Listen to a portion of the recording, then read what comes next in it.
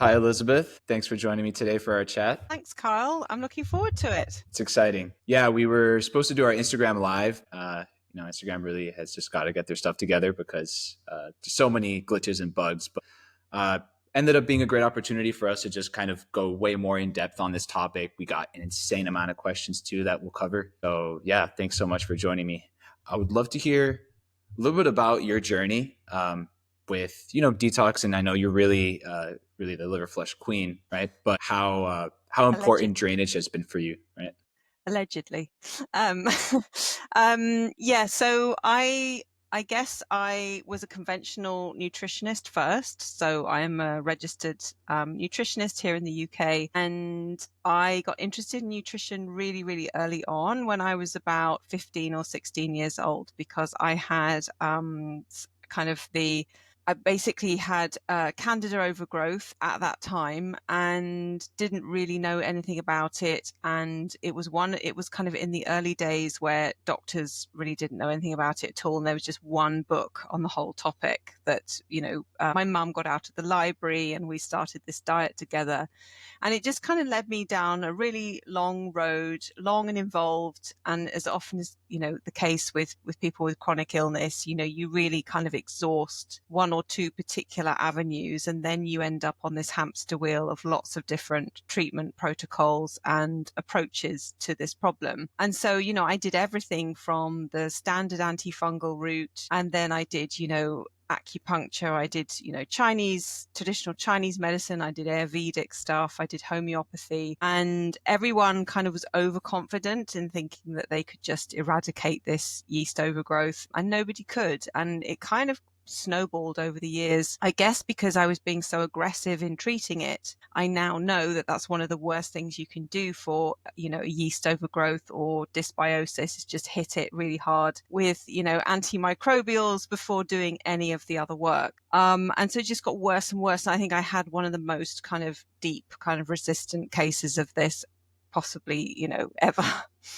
And it affected my life, really on a very deep level in every single avenue. It affected relationships. It affected my ability to work. It ended up kind of snowballing into chronic fatigue syndrome. And that's where, I just got burnt out. And yeah, and I couldn't work a full-time job. I got pregnant, and that was completely traumatic. I wasn't well during my pregnancy, and then had a very, very difficult birth. And so there'd be just these periods of kind of extreme fatigue and extreme brain fog and extreme kind of yeast-based sort of symptoms. And then I'd kind of rally a bit, and then I would try another diet or another protocol. It would just take me back to square one. So, I mean, to cut a long story short, I trained as a traditional nutritionist. I wanted to help other people with these sort of invisible chronic illnesses, but I wasn't very successful because I just kept coming up against a brick wall trying to help clients heal through the traditional supplement based approach, right? And doing diet, or a lot of there was a big hoo-ha at the time around low carb. So I would just put clients on a low carb diet. I myself had been on a low carb diet for, I don't know, 15 years or something ridiculous, and wasn't successful. I was not a successful nutritionist. It felt very demoralizing, and I just felt like I couldn't really help my clients. I didn't know what I was doing wrong. And then just one day, I was doing what I usually did, which was kind of to spend hours on Cure Zone. At that time, Cure Zone was just this amazing rabbit hole, before the era of Facebook and Facebook groups and, any other kind of social media, total pre-social media. And Andres Moritz had a channel on there, various other Dr. Schultz, I think, had a channel on there. Loads of kind of sort of naturopathic doctors had their own channels. And so I just did a deep dive in all this stuff. And I suppose I just gradually came to realize over time that there was this whole other piece of healing that I had not explored. And it was, I often quote this, but it was just a total eureka moment where the light bulb came on over my head, and somebody had said, you've got to stop treating the flies on the shit pile. You've got to stop, you're just shooting at flies, but the shit pile's still there. And I was just like, oh my gosh, that is just such a brilliant analogy. Yeah, I mean, I won't kind of go into more detail than that really, but that was the point at which I suddenly realized, okay, I think I've been approaching this the wrong way. Wow. Wow. What a story. I certainly relate to a lot of that. I think a lot of people that are going to listen to this too, there's a lot of overarching themes there. But Mm. that's big what you said. Was it the flies on the shit pile? Yeah. Yeah, yeah. Yeah, So because it's brilliant. yeah, I mean, it's so difficult to find full healing when we don't get rid of the offending agents that are keeping us in a lower baseline. Yeah, So it's a whole different exactly. style. Yeah, and I just So thought I've been carrying all this waste, right? This kind of this sort of toxic waste, and I suddenly realized what I needed to do. But I mean, I make it sound easier than it actually was. But Mhm. you know, you have to start somewhere. But you had that eureka moment to understand, well, this is the path forward, even if the it was a little bit uncharted, and there's things to figure out to get to the next level each time. So Yeah. what do you think was some of the biggest game breaking tools that you implemented along your journey? So I think the first one was just a kind of a metabolic kind of light bulb moment where I realized that kind of eating low carb all the time was kind of affecting my thyroid and affecting my overall metabolism. And there was a podcast around at the time. There was a lot of kind of podcasts about paleo eating and low carb eating. There was the podcast called Living La Vida Low Carb with a guy called Jimmy Moore that was absolutely huge. And so I kind of discovered another nutritionist guy, American guy called Matt Stone, who came out of the Weston A. Price Foundation, but he was talking about, more kind of Ray Peat style eating. So that was really influential. I started to eat carbs again, and that was interesting. But the first thing that happened was that I really discovered liver flushing, and I tried I think 3 liver flushes, and they were all failures. And then I ended up walking away from that because I thought, okay, maybe I don't have liver stones, or maybe I don't have any, gallbladder congestion. Ultimately, of course, I realized that I did, and I had a lot of it. So that has been like the chief tool in my kind of healing journey, I would say. And then kind of things have evolved from there, because once you understand what the liver does and you understand the enterohepatic, circulation, and you understand what bile does, and you understand what a liver flush does, then it actually opens a whole other can of worms, because it doesn't stop there, does it? It's like this bile pathway is super, super important for detoxification, but it's also a very conservative, part of the body's, energetic kind of resources, because it's constantly being reabsorbed. So it took a long time, even after I was flushing, to really understand, what are binders, why you would do an enema, why you would eat soluble fiber, how to replenish electrolytes, what a detox reaction is, or a Herxheimer reaction. And, for a long time, I was doing these liver flushes and just feeling so dreadful and just not really understanding the full process. And I think secondary to that was also quickly hitting a brick wall. So, I'm known as someone who's done over 300 flushes, and there's a reason for that. Impressive. Is not because I just love, necking quantities of olive oil and grapefruit juice, but because I didn't realize that, but for a long time, I had a lot of mycotoxins and problems with yeast, or, fungal overgrowth having colonized various parts of my body. And that made the liver flushing journey much more complex. Interesting. Seems like you had to figure a lot of that out the painful way too. Yeah. Yeah. Was it the same Which for you? Yeah, there's a lot of mistakes I made with regards to pathogen overgrowth and really not understanding that was blocking a lot of my drainage pathways. But to Interesting. actually take a step back, I mean, the main reason why I wanted to chat with you is because you really are super locked in on everything liver wise, which is unbelievably important. Everyone's liver is stagnant for the most part, and that's impacting their gut health, that's impacting their hormonal health, that's impacting their blood sugar, that's impacting their small intestine microbial balance. There really isn't much that the liver and bile doesn't do. And that's why I think it's really worth focusing on so much. And something I'm seeing a lot in the detox community is they have that eureka moment. Well, I'm probably full of heavy metals and microplastics and parasites. And then they just go straight into chelation, trying to rip it out from the cells, or high dose minerals without an understanding of drainage, or parasite cleansing. And, I think you've experienced, as I have as well, the die-off effects of going into a parasite cleanse or antimicrobial protocol naively. Really, I think detox, for the most part, is really just focusing on drainage. It's the easiest way to clean yourself out, purify yourself. And it's Yeah. also one of the most gentle ways. And Yeah. so really, really worth paying attention to the liver in that regard. So I would love to hear a little bit about your thoughts on how liver relates to gut health, Hmm. because I know you have a lot to say on that. Because the gut is something I often focus on quite a lot with my clients at the very beginning. Yeah. Absolutely huge, I think, for supporting drainage. But I'd love to hear your thoughts on that. Yeah. I think like a lot of people and still probably a lot of practitioners, focus on this idea of gut healing. But, if you have a situation where you have a leaky gut and you have a lot of proteins escaping, you have parasites or pathogens drilling holes in the gut, making it leaky, causing it to be inflamed. The tight junctions are open and they're letting the contents of the bowel back into the circulation, then the liver ends up becoming like a satellite gut. And so, it really has to do a lot of overtime to constantly soak up all this, all this mess. And you've got, an enormous volume of endotoxin, lipopolysaccharides, all the kind of metabolic waste produced by bacteria and yeast, constantly being shuttled back to the liver. And so when you realize that the liver and the gut are like a tag team, and one will take the hit of the other, because when the liver gets compromised and it can't produce enough bile, then essentially the gut gets starved. I mean, it gets starved in one way, but then of course also it gets overgrown in another ways. It's a kind of,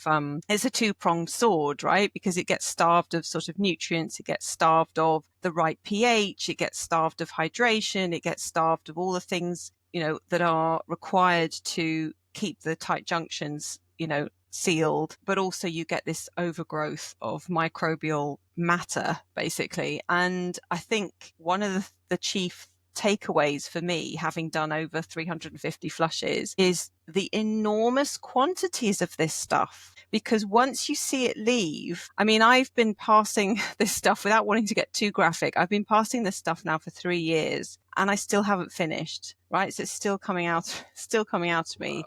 And, I never thought I'd make a career out of, basically TMI of my own, my own bodily kind of secretions. It is a bit weird for me to talk about this stuff, but I'm so used to it now. And also I feel very, very passionately about it, because I just think this is why, like I said before, supplement protocols are often completely inadequate, because if people are literally walking bags of this stuff, there is more metabolic waste that's going on internally than externally. So while we can have conversations about, the quality of our water or the quality of our air or putting our Wi-Fi router further away, all those things are important. Most people need to do the deep work, because they can't even get a purchase on the other stuff, or the other stuff isn't going to make a dent until they've actually eliminated a lot of what's going on. And because people's health is intergenerationally becoming more and more compromised through various mechanisms, which we can discuss if we get time, this is becoming ever more important for people to understand. And seeing this stuff leave, and seeing it leave in my clients as well, it's just like, it's crazy to me. It's crazy to me that doctors don't know about it. Endocrinologists don't know about it. Gut experts don't know about it. It's like this weird other world that I sometimes feel like I've landed on an alien planet. And I'm seeing all this stuff coming from There with people's you. insides, Yeah. Wow. Beautifully said. That's there's so many kind of tangents we could go from there.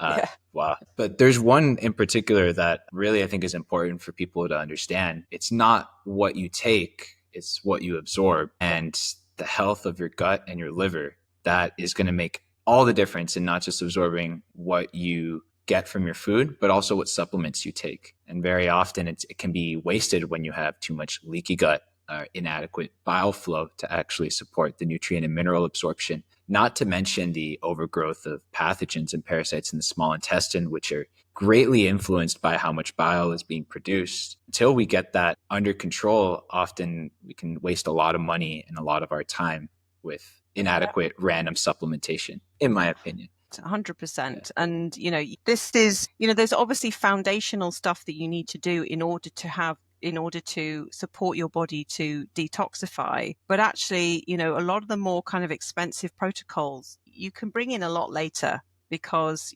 sometimes people just need to get a handle on, eliminating a lot of the toxic junk that they're producing. And I'm sure you're maybe the same as me, having spent tens of thousands of pounds in the past on very expensive protocols, and really also not just not being able to absorb these things, but then these things causing kind of Herxheimer reactions because the bile pathway isn't open. When you've not got drainage pathways open, you don't have enough bile and other digestive secretions to absorb and eliminate and metabolize these substances. So they end up becoming almost toxic in their action on the body. Wow. Absolutely. Something I often tell my clients is right thing, wrong time is the wrong Yeah. thing. Yeah. Because there's so many tools along my journey that completely destroyed me earlier on. But once I did a good job of actually opening my drainage pathways and cleaning out my liver to a great degree, they ended up being the thing that really took me to the next level. Specifically here, I'm talking about high dose minerals, and I'm also talking about liposomal herbs were really important for my case. And I could not have explored that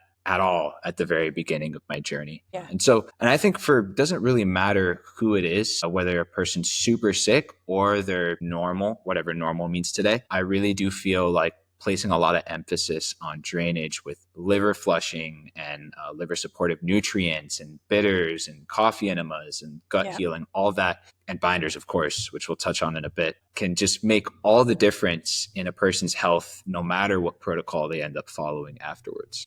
Yeah, absolutely. Yeah, totally agree. And I think also coming back to what you were saying before about, I was just thinking about how I went through various phases where at the beginning of my journey, when I was at my sickest, I was actually completely insensitive to substances like antimicrobials. So I could just kind of hit it with like boatloads of the stuff and I would just have very little reaction. So I had to take really, really high doses to feel anything at all. And then what happened was once I started to really eliminate a lot of that junk, I became super, super sensitive to things. And, even like, a herbal tea or something like that would make me herx. And so it's funny how one's receptivity or sensitivity to certain substances can actually adjust or change depending on the level of absorption and bile flow that you have in the body. Absolutely. There's also something to be said on terrain, right? I mean, the more toxic a person is, generally the more overgrown the candida and the parasites are, and they won't budge until you really start cleaning that stuff out. Yeah, totally. So I'd love to hear, you mentioned you've done 300 liver flushes. That is amazing. I mean, that's got to be a record somewhere. But obviously, a lot of people experience a lot of healing even through just a few liver flushes. And I'm sure you've experienced that with your clients. So I'd love to hear the things that you've found in your practice have really been a game changer for implementing with liver flushing that speeds up people's progress. So I think I've kind of had to sort of think very creatively about this process, and I've experimented with everything on myself first. So there's nothing that I give to my clients that I haven't tried out on myself. And I think in a way, my journey has been a really good learning curve because I had such difficulty even getting stones to come out. So I had a whole year of duds where just nothing came out other than water, which of course puts paid to the theory that the flush is just olive oil and citrus juice coming out, because I did all the ingredients and nothing came out other than water. And I must have done that, 12 or 15 times, just dud after dud after dud. And actually I've noticed that in a lot of my clients who have gut overgrowth or dysbiosis, they're also the ones who have the most duds. So I had to just crack the back of that and work out what it was that was stopping me from being able to release. And I realized that it was probably to do with mycotoxins and yeast having migrated into other organs like the gallbladder and the liver. So I really got to understand that the most important thing for liver flushing really is to try and support bile flow in between flushes. And the reason that, we have this imbalance between, cholesterol and bile acids is because we've got an imbalance between, high cholesterol causing this sludgy bile. And so we have a deficiency of actual bile acids. So my practice started to focus more on substances that would actually help people's bile to flow better in between flushes. And that would be the very thing that would actually break down and dissolve the stones. So when it came to doing a flush, it would be much more successful. And I noticed in myself, and then implementing this with clients, that this was a real game changer, not just doing a liver flush and forgetting about it, and then just waiting a month for the next one, because people quickly walk into problems doing that, because, there's a lot that happens behind the scenes of a liver flush and after a liver flush. Your body doesn't just throw out a load of stones and then everything goes back to how it was. It's still detoxifying, but gradually in the hours after a liver flush, the bile ducts start to close again. And so if you're still passing toxins afterwards, like everybody does, that's when you can be hit by some really brutal hercs. So that's why you then have to think creatively, like, what can I do to carry on flushing this stuff through, and also thinning the bile so that the hercs is lessened, is reduced. And also then, of course, working with, different types of binders and soluble fiber, and working out what works for that. So I've got a whole sort of toolkit that I work with clients on, just because I find that outside of the liver flush, they're either herxing really, really badly, or their bile flow just stops in between flushes. So it's how do you keep things moving? You've got to keep things moving all the time, because the body is not a static machine. It's a fluid process. Wow, that idea definitely reflects itself in a lot of areas where, for example, people try to do weekend juice fasts and try to clean themselves out in 2 days, and then they forget about the long-term progress that can be made from just making the right lifestyle tweaks. Very interesting that it shows up with liver flushing too. Yeah, very, very cool. So I'd love to hear a little bit about what tools you're using to help build bile in between, and how you help reduce the notorious Herxheimer detox reactions. So I think that's been, again, just an evolution of trying things out and finding what works. So I guess kind of focusing on different kind of herbs has been really important, and also the forms that the herbs take. So, I tried a lot of different things in the beginning and just came to the conclusion that they didn't work. But I then tried them again later and tried them in a different form, and then found that they were vastly different. So an example would be Chanca, which I use a lot in my practice. And I used to take it as a tincture, never did anything. I kind of abandoned it.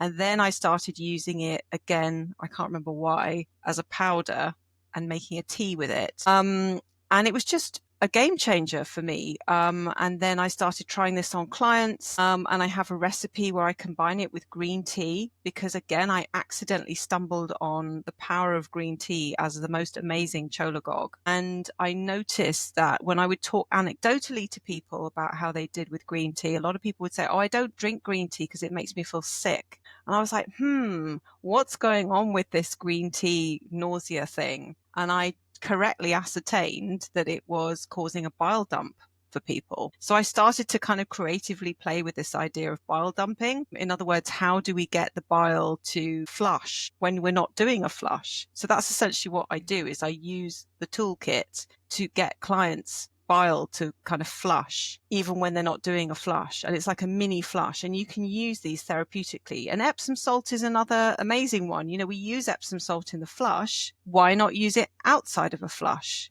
Because it's a bile duct dilator. And so just kind of piecing together these different protocols, and then thinking creatively, well, how can we get everybody to do a mini flush every day, just moving their bile? And it's been remarkably successful. And green tea, I have to say, has been the cornerstone of that, because it's this amazing cholagogue. And if you look in kind of PubMed and on the medical literature, they will say, green tea is known for being a cholagogue, but you piece it together with other cholagogues, and boy, it's very powerful. Very cool. Yeah. Ultimately, we have the research that we can point to for all these different herbs, right? Like Chanca and milk thistle. But ultimately, what's most important is what's delivering results for clients. Yes. So green tea is mind blowing. And also just playing with the forms. One form of one herb might not work in one context, but it might work in a different context. And so I found that teas and tinctures have been the most successful, rather than, or making your own tincture. So I get my clients to make their own tinctures with alcohol. You can get glycerite tinctures, but I think they're poor and they don't well, I personally don't find they tend to work. So I don't tend to recommend those. But if you can make your own tinctures or teas, or make a decoction. For example, Swedish bitters works very well as a decoction. So you can make that at home on the stove, put it in water, boil it up, steep it overnight. And you can get really gnarly with this stuff. You can really brew things for a long time. And the more you brew them, the stronger they get. So you can really become quite witchy with this stuff and just, experiment with what works. Very cool. Yeah, you can be a good survivalist too, just in case there's an apocalypse or anything. Yeah, Unlikely, exactly. I unlikely. mean, yeah, we've got so many herbs, that really can have very, very potent effects. I mean, you have to kind of be careful as well, because sometimes if you take too much of something, or you can give yourself a really nasty herx. Of course, of course. But yeah, Yeah. respect the So herbs. that's really cool. That's really cool. I've never played around with making my own herbs yet, but something I do teach my clients to do is make your own liposomal preparations. Amazing. So people don't realize that you can make them at home for a fraction of the cost of what you're paying for with your standard liposomal liver tinctures. And it's Hmm. really easy. I mean, it's just like get some really good phospholipids, add it to your tincture, and shake it, or even better, vibrate it in an ultrasonic jewelry cleaner, I and that love can it. make it. It's so powerful. It's so good for pretty much any herb. Hmm. The thing, of course, is that it makes it a lot stronger, so then you need a lot less, right? Yes. So I have my blends of liver tinctures for people, and they tolerate 3 dropperfuls, no problem. And then when we make it liposomal, then all of a sudden all they need is like 5 to 10 drops, and they're good to Wow. go. What So do it's you very. what do you use for your lipos? What's your base for your liposomal? So I like Microphos by KI Science. So it's a really really good size of phospholipids. Hmm. And I also like the Body Bio PC. So those are Right. blends. Yeah. I love Body Bio PC, so that's a big ingredient in my toolkit as well. But I've never thought about making liposomal preparations with that. That's a really amazing idea. Do you ever do it? Um, I'm going to have to rephrase this.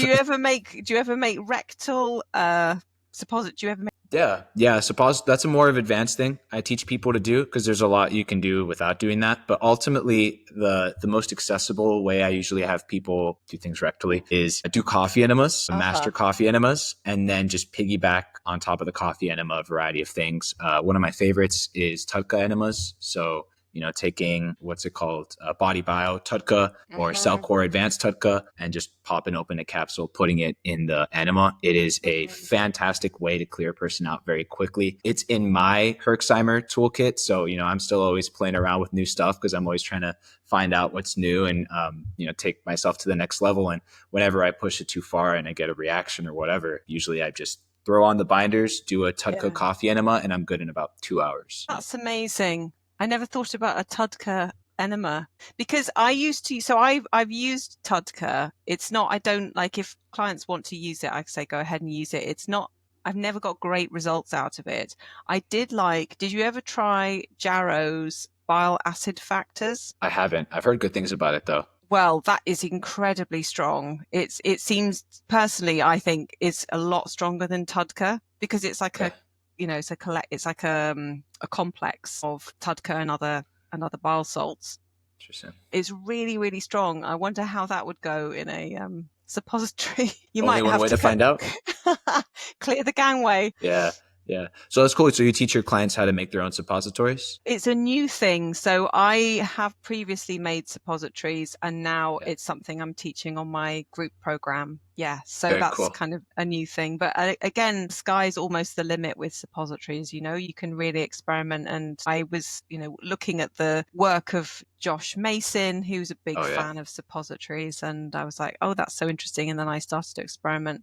And you can do like PC, taurine and glycine. You can do like a bile salt rebuilder kind of suppository that works quite well and gives you a nice kind of mood lift as well. So it's good for if you've got compromised digestion, then why not skip that? and go the other way. Yeah, yeah. I mean, there's good research on, especially for drug delivery, that when you do things rectally, you get far better absorption. And so the two best ways to massively increase bioavailability of whatever supplement you're taking is to either make it liposomal or to do it rectally. And Yes. it's funny just how many things you can do. I mean, I typically do like freeze dried garlic rectally for people when we're exploring parasites. People will actually taste the garlic within their mouth in Oh about God, like 30 yes. seconds. Yeah, It's yeah, yeah. mind blowing. Yeah.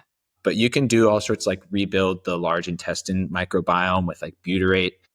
Mhm. You can do things like colostrum, right? You can do colostrum suppositories. Mhm. There's just like the sky, like you said, the sky's the limit with that, and it's a lot of fun. Definitely more of a advanced tool, I feel Yeah. like, for people because Mm. there's so much you can do before that. But yeah, I mean, detox is just so much fun. You know, there's so many ways to really just make yourself feel better and better and better. Yeah, exactly. Yeah. Although there's a fine line sometimes between making yourself feel better and then making yourself feel a lot worse. Oh yeah, yeah. Well, that's why we do a lot of the heavy lifting, so we can save a lot of the trouble for people, right? Yeah, exactly. Butyrate is good. Yeah, and I'm a big fan of colostrum as well. So those are another two great tools that you can use in various contexts. Amazing. So I think we could start getting into questions. I mean, this has been amazing, and I think we could go on and on and Definitely on this. But geeking there's a out lot of on. oh yeah, oh yeah. But there's a lot of questions that I feel like are questions I probably would have asked you anyways. Okay. And so I think we could kind of just take turns kind of sharing our perspectives on this. So, first one I got is how to increase your own bile production. Okay. So I think we kind of talked about this already, didn't we? Mm-hmm.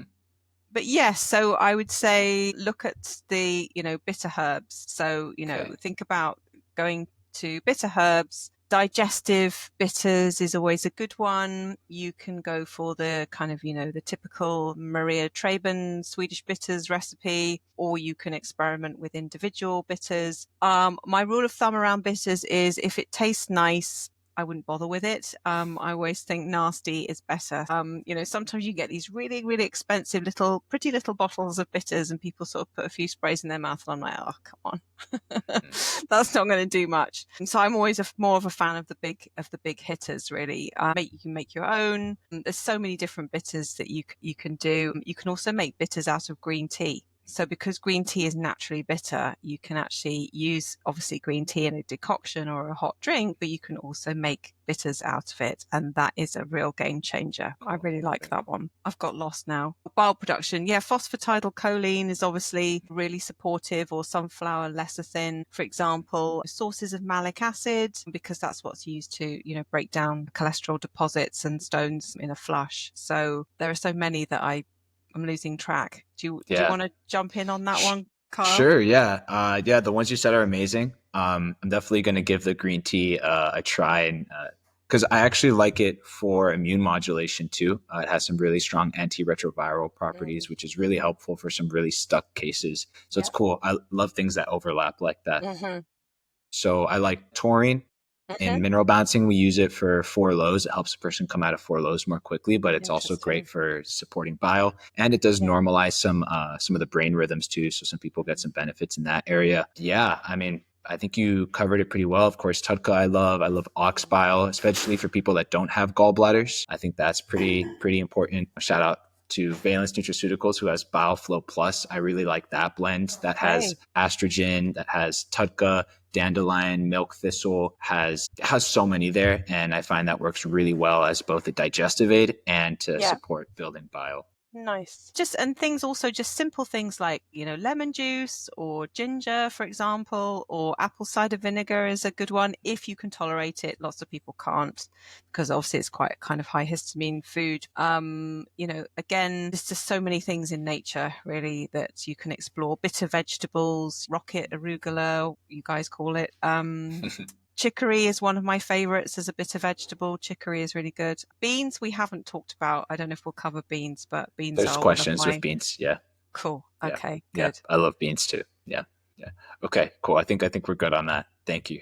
How to well, there's a typo here, but how to best use binders daily, especially when liver flushing. I feel lost. Okay. Do you want to go first on that one, Kyle? I feel Sure. like you're the binder, the king of binders. Oh, thank you, thank you. Allegedly, right? Yeah. So I love binders. I think the big issue that people are running into is that they're using dumb binders. So binders that deplete them over time, which is going to damage your bile flow production, and it's going to impair your fat soluble nutrient absorption, especially like your vitamin D, your A, your C, your E. That's going to be very problematic. And specifically, I'm calling out the regular use of charcoal, the regular use of bentonite clay, and the regular use of diatomaceous earth. That Yeah. one's problematic too.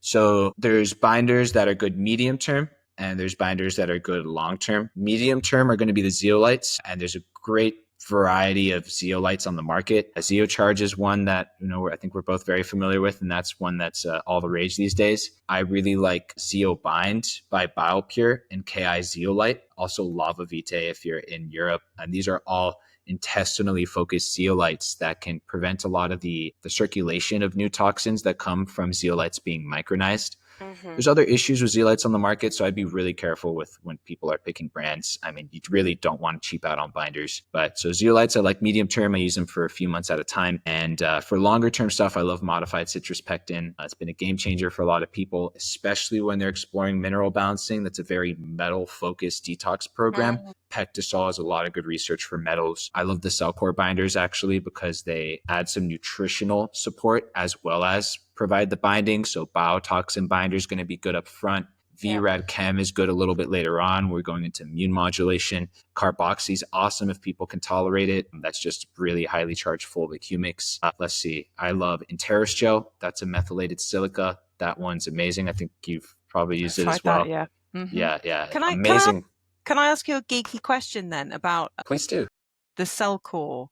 I mean, how do you feel about kind of, so I've never tried Cellcore, and I kind of, some of my clients are already on it, and I say that's fine if you want to use that. But isn't the problem with some of those protocols that they deliver a really small dose? Like, how do you get enough of it to kind of really mop up somebody's kind of, intense kind of recirculation of toxins when it's in a capsule? That's a great question. Yeah, that's a great question. So it's all situational. Some people need more support than others in terms of clearing out all the garbage that's floating around them. And so I don't use cell core binders right off the bat. I may use, again, like an intestinal zeolite.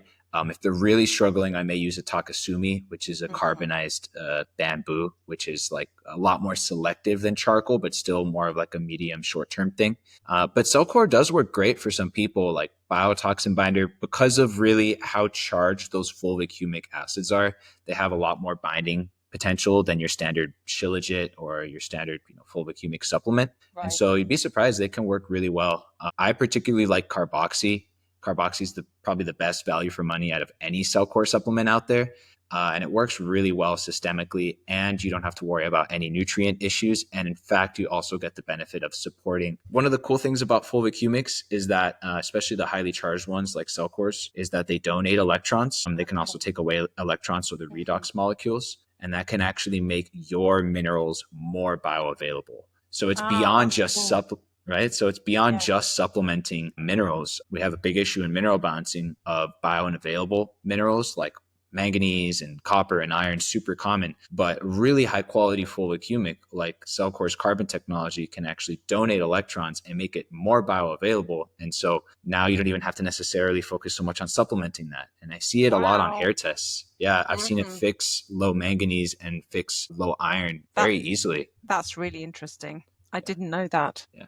So it's cool stuff. I actually I'm a big fan of Cellcore products, although I think they just need to be used wisely. I really, foundational kind of protocol with the whole like parasite cleansing really does not work for a lot of sensitive people. I think you need a practitioner to help you navigate that. Yeah, for sure. Yeah. That's all really interesting and informative. I don't think I have much to add on that. If I was going to add anything additional, I guess I like psyllium husk and I like beans, which I would consider to be kind of your edible binders.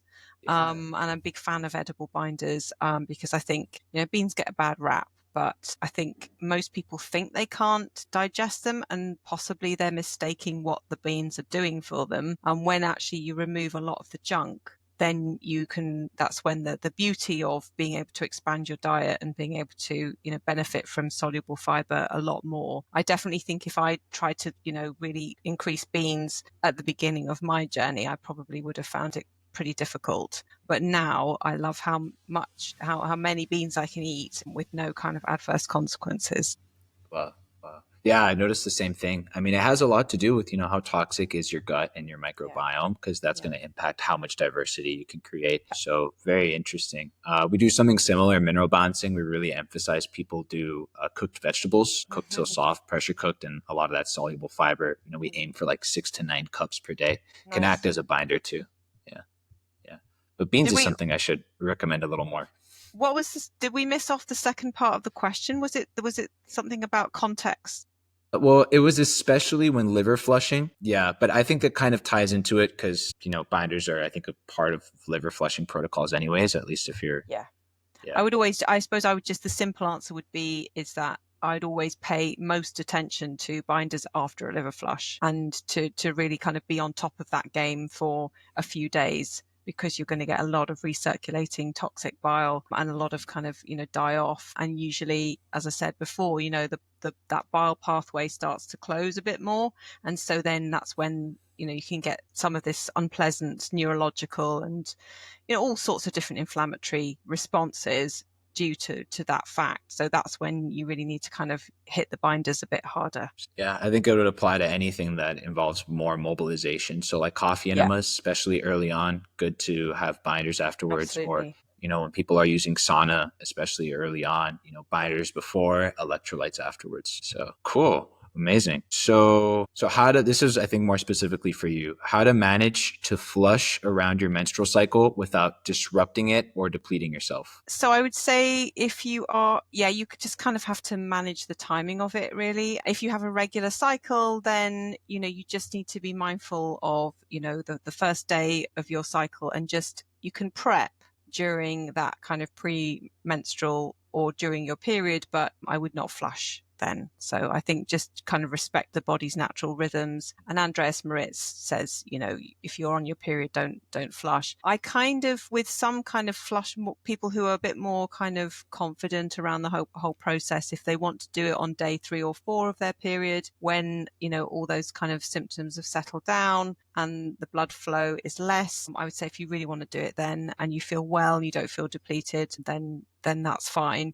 But generally speaking, you kind of want to make sure you're eating enough. You don't really want to be going into some kind of extended fast when you're on your period. So just respect that rhythm, I'd say, and just wait till it's mostly over and then prep and flush. Beautiful.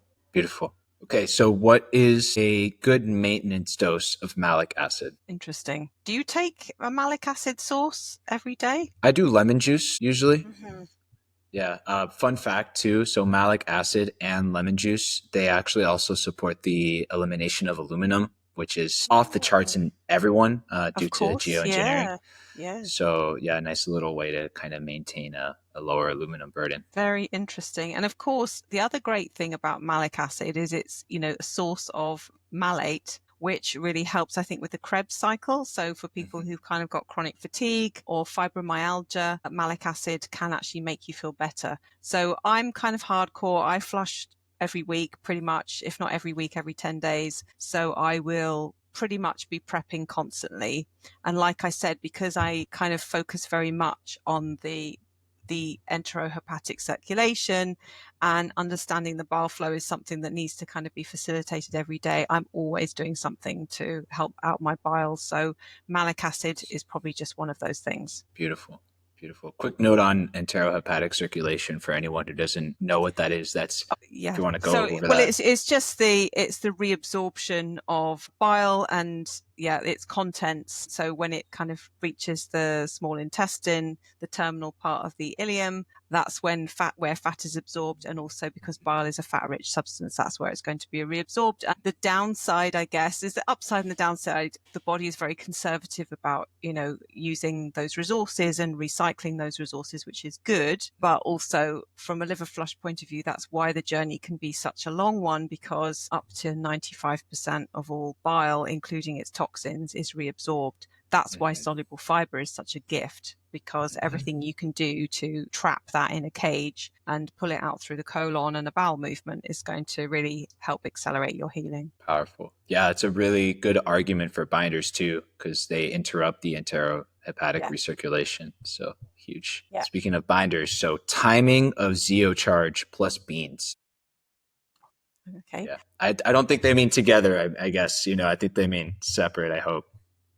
So, I mean, zero charge, it depends really what you want to achieve with it. You can take it daily. If you're prepping for a flush and you get some recirculation of toxic bile while you're doing the prep, or sometimes people feel bad, they might get a histamine response, then you might want to bring your binder in during that prep period. And, I've listened to a lot of podcasts with Jeff Hoyt. I think you know Jeff as well, and his high dose theory. So you can start at sort of 2 or 3 scoops, and then, if you still experience or you experience Herc symptoms after that, you can build up. I know he says that you should just take your binder all in one go, but I actually think that for some people, it can work really well to split it into 2 doses. You're just kind of hitting it, several hours apart. Beans, I really like the following morning, again, as an edible binder. So after the flush, I get people to, you do your Epsom salt. Usually I suggest having your green tea and your Chanca Piedra as well, just to really squeeze that gallbladder and get everything moving through. And then after that, I say, right,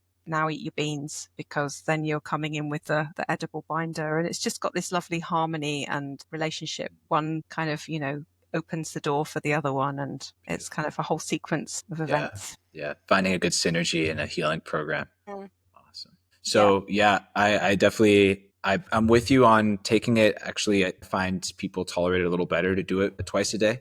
Mm-hmm. Because of the whole thing of needing to do a high dose on Zeocharge, I typically actually have just people do KI Zeolite, because you don't have to worry about needing to go high Right. dose. There's no Okay. issue of mobilization of new stuff. So it's very gut focused. And, whenever you Interesting. focus on binding in the gut, your body's going to release more, no problem. Yeah. Little fun fact to it. I do like to have sometimes, so binders, especially Zeocharge, generally should be empty stomach. Cell core binders you can take with food, but these are generally better empty stomach. I do like sometimes to do, like 30, 45 minutes before food, and then actually take bitter herbs with food, and you're getting a little bit of bile dumping and then binding the toxic bile right away. Nice. So you've got a little sequence going there as well then. Yeah, little synergy. Okay. Preparing for conception and liver flushing. I guess whatever relationship is there. Well, so, I mean, obviously liver flushing can be used as part of preparing to conceive, especially if you, for example, have estrogen dominance, or you have a function problem with your gallbladder, you have cholestasis, or as a client of mine had 2 previous pregnancies with cholestasis of pregnancy, and was desperate to avoid that with her 3rd pregnancy. So you can obviously, do a series of liver flushes.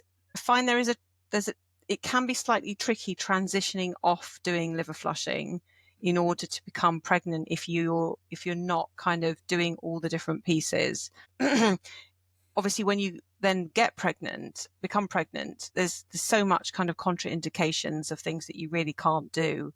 So you've got to kind of continue to try and keep bile moving, because, there's so many factors that can cause the congestion of bile once you're pregnant, not least, all the organs being squeezed up together, the fluctuation of hormones, for example. So there are kind of some tools that you can, draw upon once you become pregnant, for example, to kind of keep, that flow going. So, for example, something like sulforaphane, colostrum, butyrate, some of those things really to just kind of help the gut environment, just to gently support phase 2 liver detoxification can be really helpful. Obviously, you can eat bitter foods, bitter herbs. There are some things you can drink that most of the things you can't drink, they're off limits, but things like ginger, chamomile. I think as well, if you Google pregnancy bitters, there is a company that does bitters specifically that are safe for pregnancy. So there are ways around it. And I would say a massive one is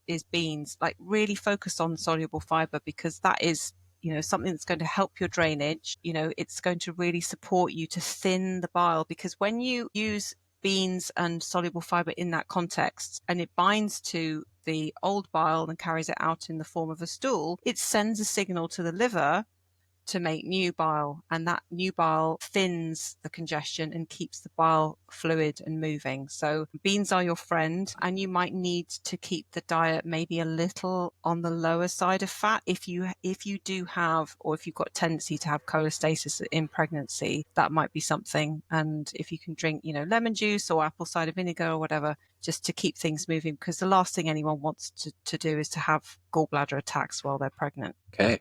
Very comprehensive. I'm curious. So, kind of on this soluble fiber topic, why? So, there's this whole thing with carnivore movement right now, right? Why do you think, in your opinion, these people cannot tolerate the soluble fiber? Lack of microbial diversity? What do you think? I'm probably there with you.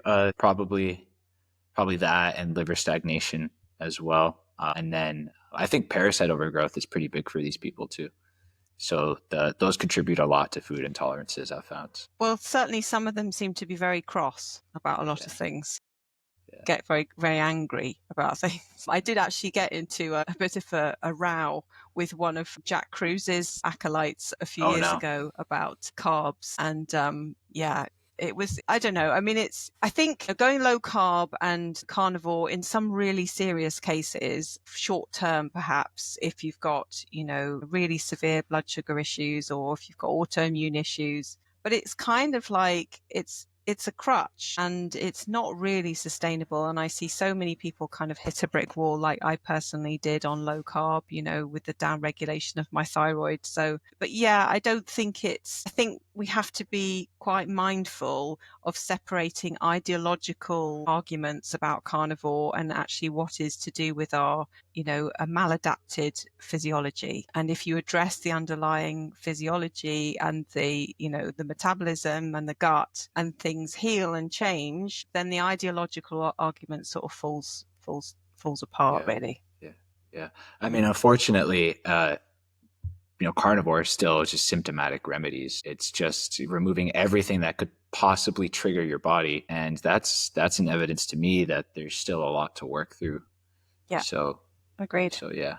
Okay, so evidence for mucoid plaque. That's a fun one. So I do a mucoid plaque cleanse in my group coaching, and I really did a bit of a deep dive on this because I think I started out very skeptical indeed, and I trawled a lot of sites to look at kind of autopsies of colons and just colonoscopies, for example. So here's what I think might be going on, and here's what I definitely think isn't going on. So I think there is a thickening of the mucus layer for people with severe dysbiosis and accumulation of biofilm, because I've seen it in myself. I know that it's there. I know it exists. And for example, people who do coffee enemas often reveal these long kind of rope-like mucus type structures. But I don't think there's anything mystical about it. I think it's just what happens in a toxic body when it is trying to self-clean in a way. And probably this stuff does get old. It does harbor pathogens. It probably does interfere with some particular electrolyte absorption because you're going to get that in the colon. So it's probably better out than in, but you also have to be careful not to irritate that lining because it is going to produce mucus as a defense mechanism. So when you see these big kind of rope things coming out, I also think it's, sorry to get really detailed about this, but I also think it's complicated by lack of bile flow. So for example, when people lack bile flow, often they do these mucoid plaque cleanses and nothing comes out. But when they really start working on the terrain and they start upregulating their bile flow, often you do start seeing this stuff come out. It might not come out with a mucoid plaque cleanse. It might just come out after a coffee enema. And that's because you've stimulated more bile to discharge the waste. So it's definitely real, but part of it is whatever product you're taking is expanding to adsorb what's on that colon wall. It's part of one, it's six of one and half a dozen of the other, if that makes sense. Yeah, yeah, That's what absolutely. I think anyway.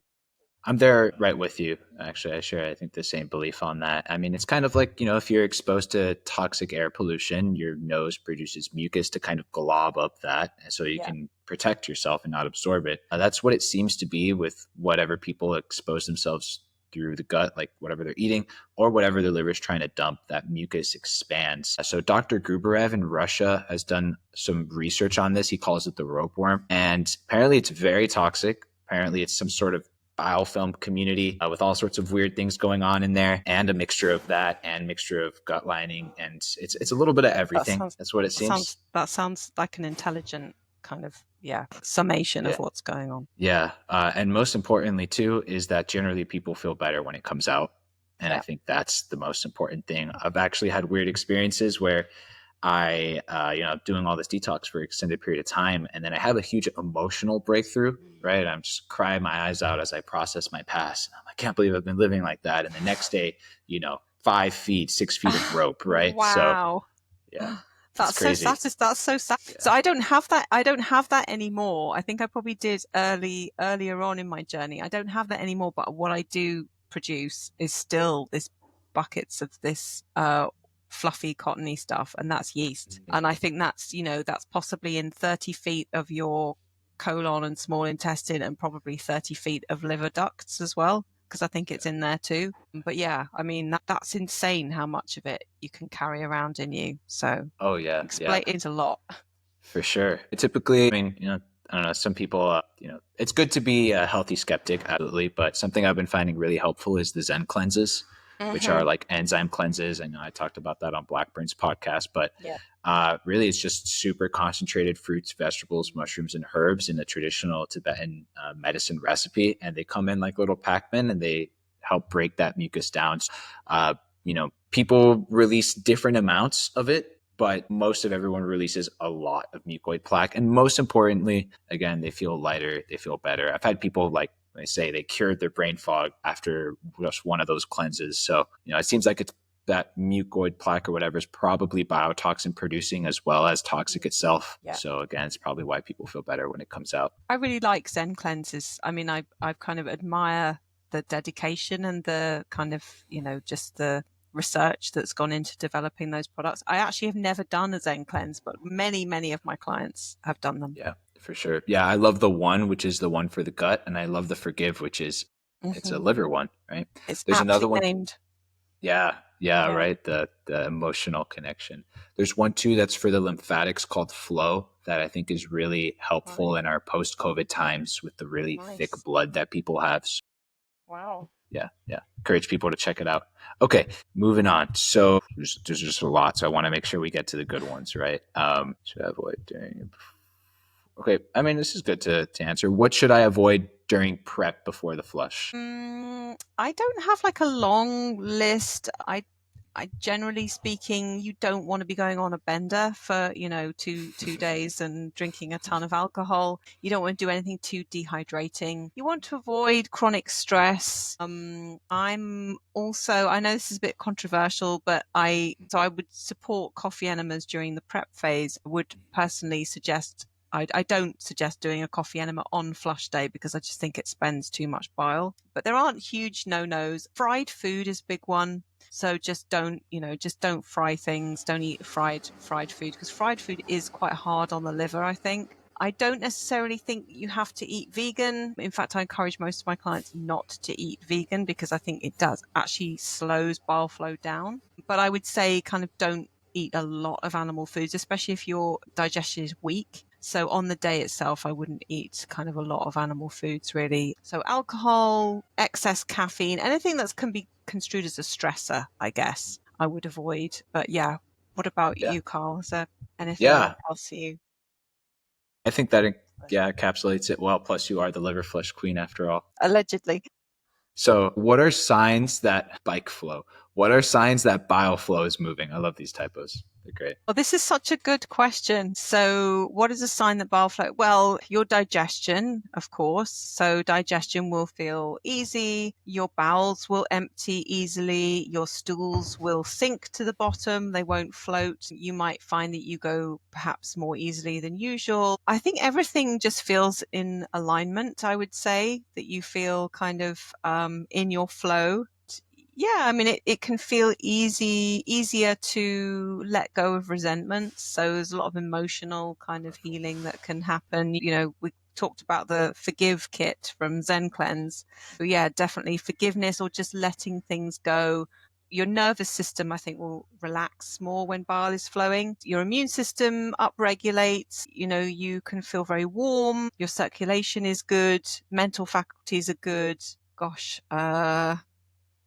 I don't know, Carl, anything to add to that? Yeah, those are great. I think generally, since our liver is always processing what's in our blood and helping us really deal with this insane toxic onslaught of this wasteland that we're living in right now, generally people just feel really good. I mean, I think when bile is flowing well, they feel lighter, their brain tends to work better, they tend to, let's see, they have more stable energy. One thing that is interesting, the nocturnal wakings is a very common symptom, waking up between 1 and 4, and Yes. that's a big one for liver stagnation. That tends to go away when bile's flowing well. So yeah, I mean, Yeah. you just feel good, I would say. Sleep. Yeah. I think definitely that's a big one, isn't it? People they sleep better. And also Mhm. another fun one is appetite. So often when people have dysregulation of their HPA axis and they have high cortisol when they shouldn't, their cortisol rhythm gets kind of twisted around, they often feel much, much better when bile is flowing, and they sleep better and they wake up and they feel refreshed. I think that's a big one. Yeah, yeah. Less hormonal issues is big Yeah. too. Yeah, Yeah. because our liver is always processing all the excess estrogens. For Yes. men, feeling, I think, stronger and generally more manly. And a blood test, lower sex hormone binding globulin, because we're always Yeah. exposed to that estrogen overload, It's a good and point. the liver is always processing that. Or the symptoms of a healthy thyroid, right? Yeah. So stable Yes. energy, right? Yeah. Yeah, and more moving your bowels more frequently, just because our liver does process inactive thyroid hormone into active thyroid hormone. So, Yeah, exactly. yeah, You get a whole upregulation of the metabolism. And with that, just, other signs of, like your libido could improve, for example, which again is a good sign of a healthy metabolism. yeah. I remember when I was early in my detox journey, there was few things that were giving me relief, but I did a Global Healing Center liver flush program. And that was the first time I felt like I had a clear mind in like years, right? Just for a few Wow. days. But it made me realize there was a lot to the liver flush and liver stuff, right? So, okay, let's keep going. So, favorite drainage for kids. So, belly aches and floating or greasy stools. Thank you. Beans. Beans, and yeah, just soluble fiber, pectin from apples and fruit. A big fan of fruit. Something kind of rich in enzymes, fruit rich in enzymes. So, for example, I'm a big fan of kiwis. Pineapples are good. So, fresh fruit with enzymes. So, cooked fruit can be quite gentle on the gut and can help with digestion. And obviously, eat fruit away from main meals, because otherwise it tends to sort of putrefy and cause gas, which you don't really want. Ground seeds in small amounts, flaxseed, chia seed can be quite helpful. You can add that to yogurt. Herbal teas, if they'll drink that. Fennel seed tea is a good one for reducing kind of gas and bloating. Ginger, that's it, I think. Yeah, Um, yeah. That's good. There's another question that's actually related to this, which is floating stools generally. yeah, My understanding that's fat malabsorption, but I'd love to hear about your yeah. thoughts on that. It definitely can be fat malabsorption. I think it can also be malabsorption or fermentation of starches as well, because then you get the gas in literally mixed in with the food, and that tends to make it rise. That's So gonna be confession, sorry. That's gonna be go more of on. like the bubbles, right? Kind of Yes, I thing. guess so. Yeah, Yeah.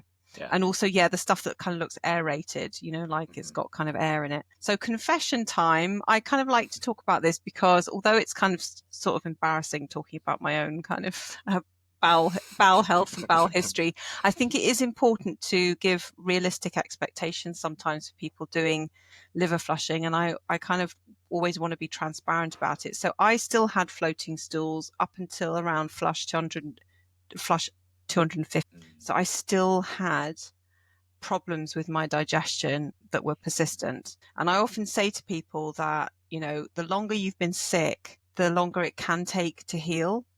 And if you've had a persistent problem, for me, problems with my bowels or constipation went back to maybe around the age of 8 or 9. So I had it my whole life. and they tend to be the most stubborn problems. And so sometimes it's seeing progress, but it's okay if it takes a long time. Sometimes we see pictures of people's flushes and everything. We kind of have this, we sort of look around, we think everyone's healing really quickly, and it's not always the case. And also, if you are a bit older, sometimes it can take longer. So I definitely had that problem, and I just want people to understand that it doesn't necessarily disappear overnight. So sometimes just being persistent and not even chasing other symptoms and thinking, oh, I've got to chase after this or chase after. I just knew that liver flushing was going to sort it out for me. And lo and behold, it did. It just took a really long time. Yeah, persistence is huge in this work, right? And because I think people are thinking, you're going to get a magic pill,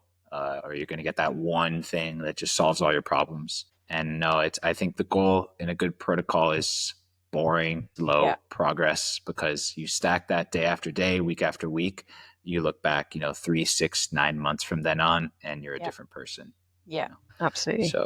So where would you start with unexplained chronic bloating? Extensive testing, all clear. Well, the testing looks all clear, but obviously something's being missed. So, I mean, it sounds like potential SIBO, or if there's some kind of fermentation going on. I don't do testing, so I don't kind of do, some things, but yeah. So I don't know if you want to take that, but I would always say be led by your symptoms. I'm fairly old school. So I would say if there are symptoms there and they're persistent and you've got, persistent bloating, I would investigate a bit further in terms of your symptoms. What's your stomach acid doing? What's your bile production doing? What are your pancreatic enzymes doing? Do you feel tired? Do you have thyroid problems? What's your body temperature like? Can you take your body temperature in the morning? So I do all that old fashioned stuff, which is to, build up a picture, have what's your case history, what's going on there, what happened in your past, did you take extensive antibiotics as a child? Most people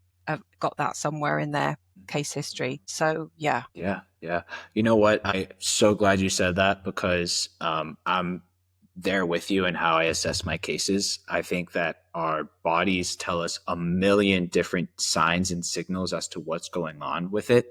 And to the untrained ear, someone will not really notice it and put the picture together. But if you can really get a total inventory of what's going on, you can get a lot more information from that than your, Yeah. $10,000 functional medicine panel. Now, don't get me wrong. I think there's value in a few select blood tests, especially for more like really intense cases. But at the same time, I do a really in-depth symptom assessment and client history, and I actually kind of quantify the symptoms according to categories and put ratings to them. And that really helps me understand what's most likely at the core without, again, spending so much on functional medicine testing, which often my clients come to me, they've already done all that testing and they don't get any better, because the protocols that are led by that are often about trying to just fix a number instead of fixing a person.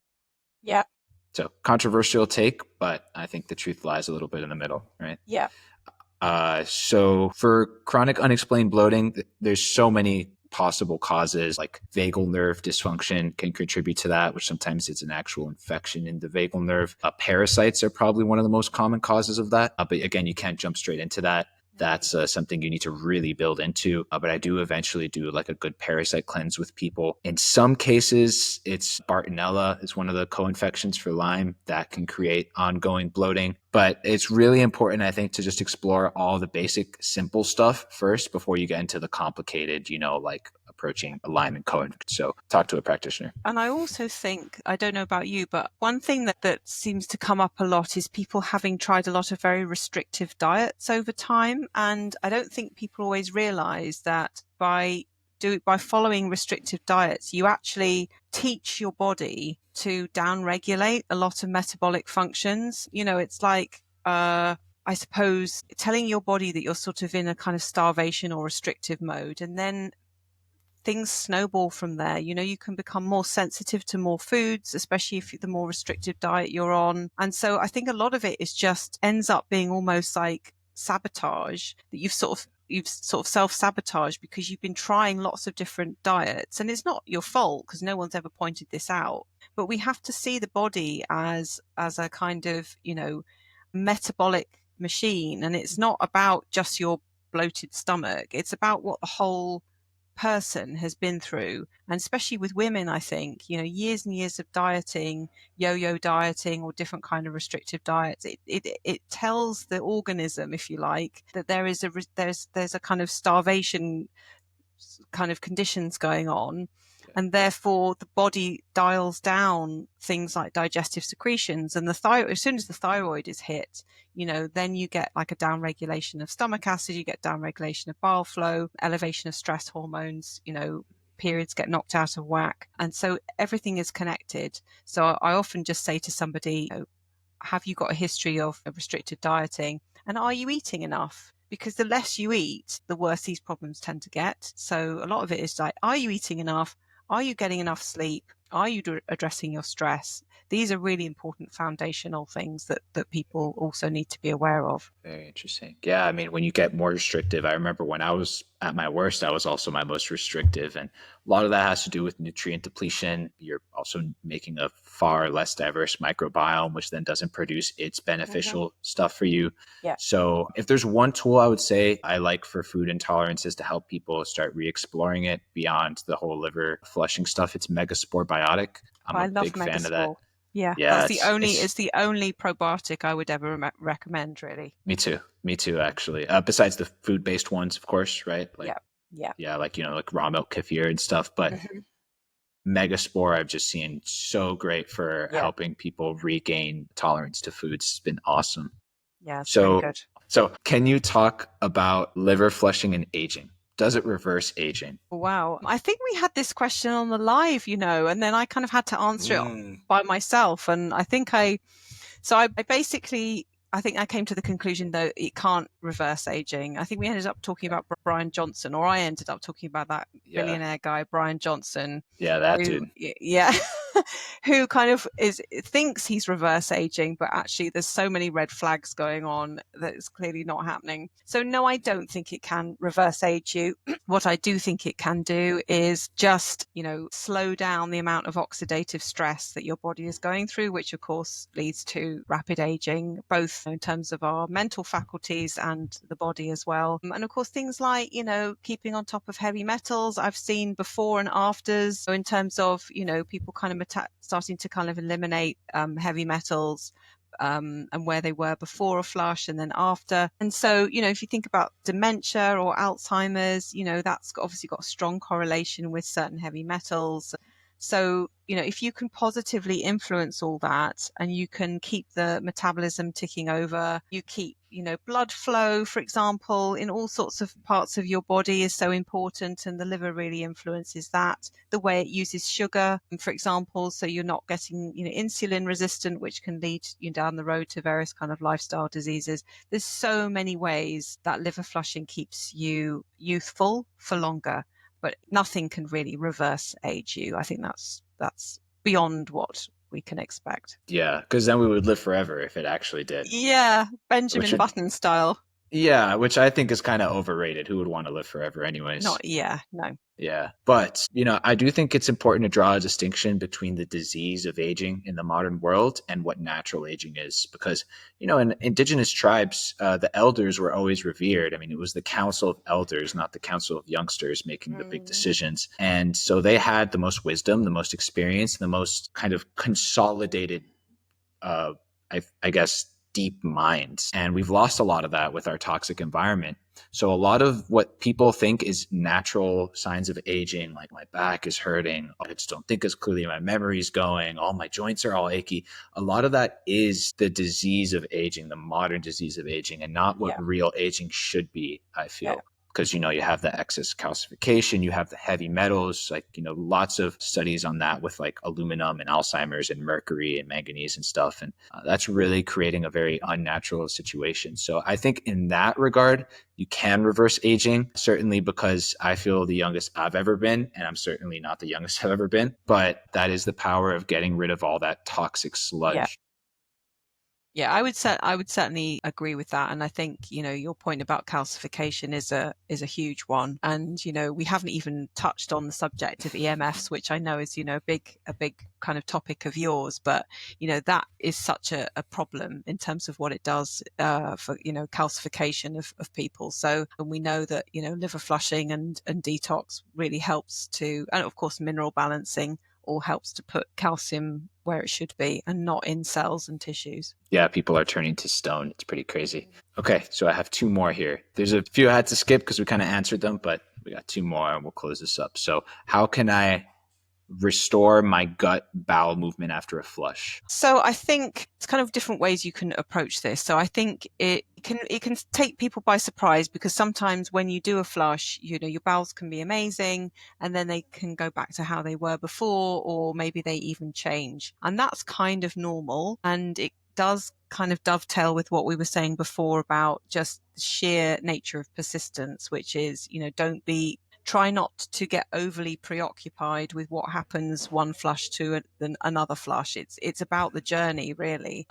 Use bile thinners. So we talked before about, the ratio of bile acids to cholesterol. So use herbs, use the things that we talked about, ACV, the phosphatidylcholine, to thin out the bile. And malic acid sources as well. And, if you are having problems with stagnating bowels, then obviously you need to keep those moving. Think about using enemas therapeutically if necessary for a while. It's not going to permanently, I know people worry about with enemas, it's going to upset their natural, motility. I don't think it does. If I've missed Uh, anything, please no, no, I think that pick up. was a great answer. Yeah, I would say, say I share that with the enemas. I don't think they have any issues of like creating dependence. In fact, I've seen it improve people's peristalsis, partially because of supporting the liver, and so people tend to go to the bathroom more regularly when Yeah. they've done it for a long time. I generally, if my clients are going to the bathroom less than twice a day, like number two, I have them do some sort of bowel moving, whether it's coffee enemas or Yeah. magnesium citrate at night or Trifala. I also Yeah. like oxy powder. That's like a ozonated Yes, that magnesium was what oxide. I knew you were going to say something that I would chimed in with my experience. Yes, oxy powder or some kind of oxy san or something, cola san or whatever. They all have their place. And again, I've used them myself. I think they have their place. They don't necessarily make a bowel lazy. And again, just fruit, if you can eat fruit is just amazing. Kiwis are one of the best things you can do for bowels, eat two kiwis a day. You won't worry about constipation. Huge, huge. And if you can't tolerate fruit just yet, some people are that sensitive, you just Yes, that's true. gotta work on the liver, Yep, get you got the to keep yeast working. down. That's right. I forget And sometimes. I forget like how far I've come because, yeah, of course, at one stage I couldn't eat fruit either. yeah, yeah. So, you gotta meet people where they're at. Yeah. But there's definitely things to do no matter where you're at, no matter how sick Yes, you are. always. So, last question. So, we kind of talked about this, but should I eat meat when trying to heal the liver and the gut? Yes. Yes. Yeah, I mean, it's really. I mean, so I'll speak from mineral balancing perspective. When people go vegan and vegetarian, I went through that. I was vegetarian slash vegan in and out for about a year, and that's when I got really sensitive to all foods, and then I had to like really simplify my diet because I couldn't tolerate anything anymore. What happens to people is that their adrenal and thyroid glands slow down because of the lack of bioavailable nutrients that come from meat.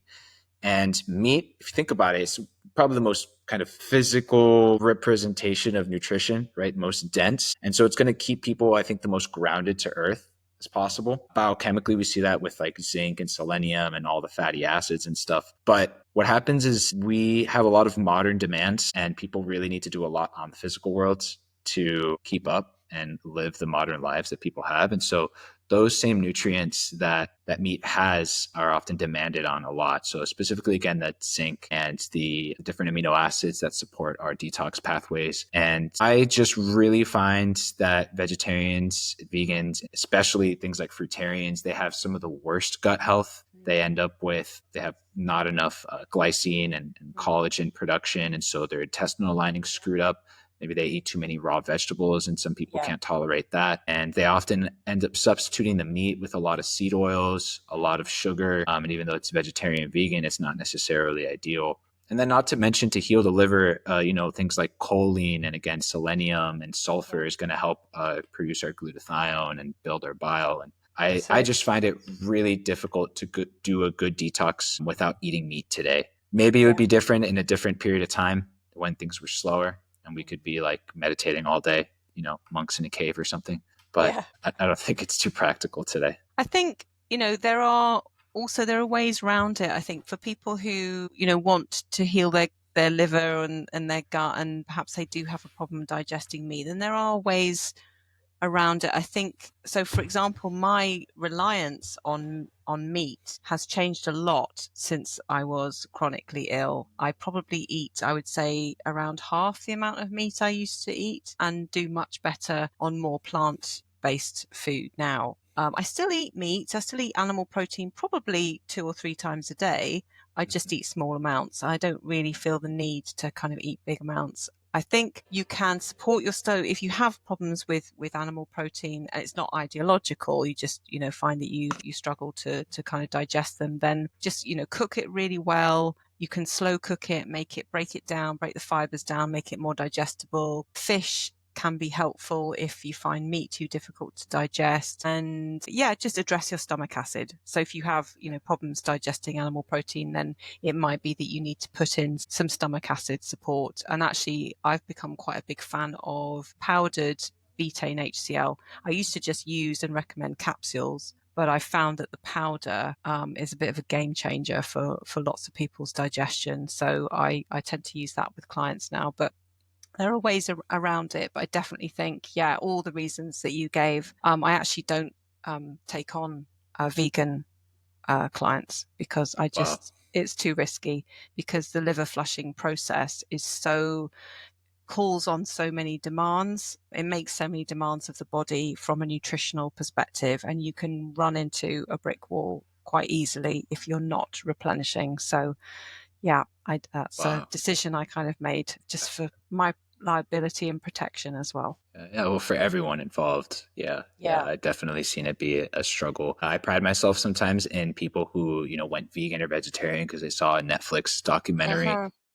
to bring them back to the ways of balanced approach of eating Yeah. meat. Because I'm so glad you brought that up too. Like, some people can't digest it right now, and that means they need support, but also, like, definitely quality over quantity. A Hmm. lot of people overeat meat as well, and Yeah. garbage kinds, and then that's a whole other issue.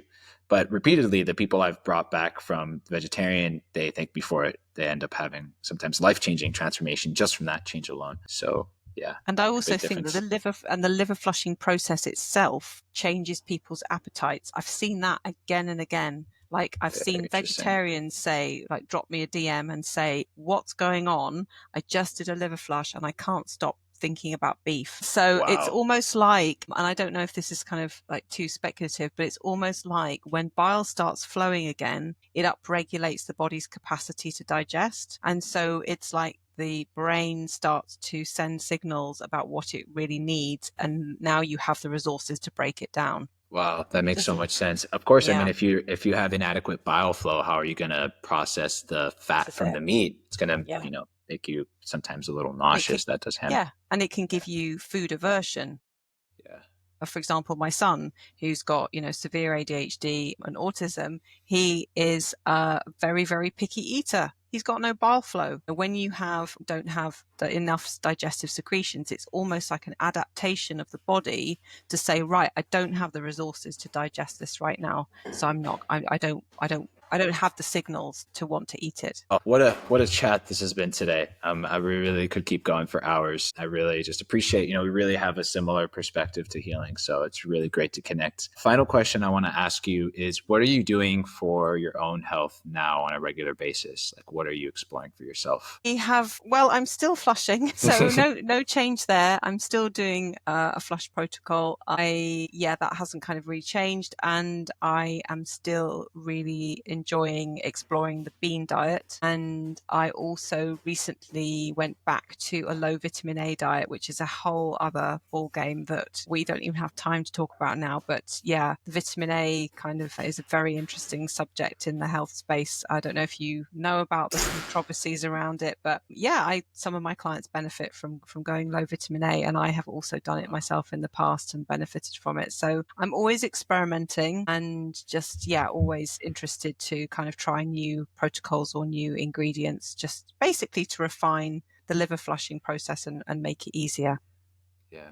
How about you? Wow. Well, before we get to that, I do Oh, actually want to hear. Can you share a little bit about the vitamin A thing? Because I'd love to hear your perspective on it. It is very controversial. it is very controversial. So there's the kind of camp that sees it innately as a toxin. I personally don't, because it doesn't make any sense to see it as innately as a toxin, because everything in nature, like ruminant animals, concentrate retinol through what they eat, and then we eat them. So it doesn't make any sense for me to me to see it as a toxin, but undeniably it's there in the literature, and we know that acute doses of vitamin A can kill people. And so this, researcher came up with a whole kind of hypothesis around the fact that actually in cholestasis, so in this toxic world that we live in with people's kind of maladapted struggling livers, vitamin A probably does reach certain thresholds of toxicity at a subclinical level. And there's ways that we used to use vitamin A that we don't do anymore. So in the research it shows that vitamin A has chemotherapy chemotherapy actions. So it can be used as a sort of chemotherapy agent in large enough doses. And so, the idea is that, kind of infections, in infectious disease, vitamin A is used, is mobilized by the body as a chemotherapy agent to kill kind of viruses and attack pathogens and things. But Interesting. because of vaccination, mass vaccination programs, we kind of live in an era where our immune system is not exercised and is suppressed, and we don't get to use it in that way through infectious illness. And again, there's lots of other research showing, for example, that if you have a yeast-based illness like I did, candida, or gut dysbiosis, the liver uses the same enzyme pathway to detoxify retinol through the retinaldehyde pathway, and it does the same with mycotoxins through the aldehyde dehydrogenase enzymes, and that these two compete. And so when the body is in a survival mode, the liver will always choose or prioritize the kind of elimination of mycotoxins over retinaldehyde. Very interesting. Yeah. Yeah. I mean, I'm sure there's also the impact of synthetic vitamin A is probably a little more toxic, and then the Yeah. actual Accutane, which is just Yeah. devastating. And I Huge. think That's definitely part of it. Yeah. yeah, that's huge. That's for sure undeniable. What I'm hearing and what it seems like, really, the common biotoxin pathway is what helps process all our toxins. And it seems Yeah. like whenever there's stagnation there, you're going to have like rippling effects on different systems. Yes. An example of that is copper toxicity. It's very common in mineral balancing. And part of that is when you have a lot of liver stagnation and you have adrenal fatigue, Yeah. that you don't produce enough of the copper binding proteins that keep Yeah. the copper going where it needs to. So it seems like it might be something similar with vitamin A, but I I'll think so. definitely, yeah, Yeah, yeah. I think so. I definitely think that it requires nuance. And I don't think everybody should be on a low vitamin A diet forever. But I think therapeutically, it can be really useful if someone's just really overloaded, and they have, some signs of kind of jaundice or, some problems with vitamin A toxicity. Very interesting. Yeah, it's kind of like, using a low histamine diet early on for people who are overloaded Yeah, with that. So all exactly. situational. Very cool. Exactly. Yeah. Super cool. Thank you for sharing your perspective. You're So welcome. I'll briefly answer that same question I just posed to you. I love glandulars, I love mineral balancing, and I love just the use of an intelligent binder long term. So I use KI Science Chlorella, which is going to be more of that advanced binder, right? But it offers a lot of nutritional support. I love melatonin, which I use from Oh time to yeah, time. I heard about you talking about that with Matt Blackburn. It sounded really Yeah. interesting. Melatonin's mind blowing. I mean, there's just so much research on it for everything you could imagine. I mean, it's not even a sleep agent at this point. It's a detox agent, and it's an antioxidant. It's an antiparasitic. It's present in all our mitochondria. It can actually help reset cancerous cells from the dysfunctional anaerobic metabolism back to aerobic oxygen using metabolism. So because of that, it's really well documented for cancer, and it's just mind blowing how much stuff it can do. Really good That's for amazing. COVID. Yeah, it's probably the most neurologically healing agent I have within my toolbox, and I like to think about it a lot when there's brain dysfunction, and particularly if there's a history of concussions. It's probably the best tool in my toolbox for head injuries. So absolutely love that. I have a history of head injuries myself. That's why I turned out this way. Um, but yeah, no, I mean, melatonin's been very helpful in me getting my brain back to an Wow, awesome that's level. incredible. I mean, I know we've run out of time, but some other time I'd love to ask you more questions about that. For sure. Yeah, we might need to do a part two sometime in the Yeah, future. maybe. Be really cool. But yeah, so that's the gist of it. Yeah. Okay, so let's call it on that. So Elizabeth, do you want to share where people can find you? Oh, yes, absolutely. So I now have a website. So everything is just Naturally Wells. So my website is naturallywells.com, and I'm also on Instagram as Naturally Wells. And if you are so minded, I also have a small, humble YouTube channel, which is also Naturally Wells. Which you're welcome to repost this there as well. Cool. Thank you very much. And what about you, Carl? Where can people find you? People can find me at Jyoti Mineral Bouncing. So that's JYOTI Mineral Bouncing, or the short link JYOTIMB.com for short. That'll take people to my website. I have a bunch of free resources there. I'm also on Instagram. So that's at Kyle Peche. So KYLE_PECHE. But we'll link all that in the show notes so people can Great. find either one of us. So, Elizabeth, thank you so much for your wisdom and your knowledge and sharing some really powerful gems. I think people are going to get a lot of. Thank you so much. I'm really glad you asked me. I really enjoyed our conversation. Till next time.